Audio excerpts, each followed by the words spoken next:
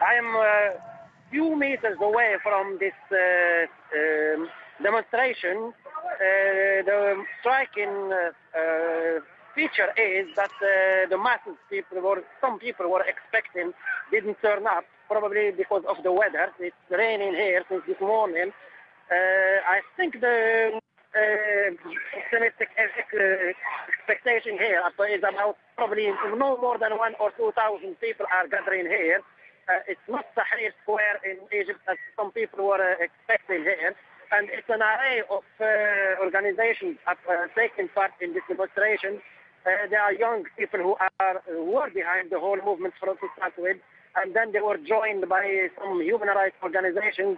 And I even saw the wives of some Islamist detainees who are holding placards with their pictures asking for their release. The most striking feature here is that the slogans that were chanted in Tunisia and in Egypt are not repeated here. Nobody here is questioning the monarchy or the king. I even saw a placard saying, "We need our king, we want you to intervene." Most of the slogans here have social connotation. People are asking for a better housing, for better education, for better health service. And of course, they are asking for a new constitution. They are not happy with the government. They say that the government we have now in Morocco is a corrupt one and it should change. They are not happy with the parliament.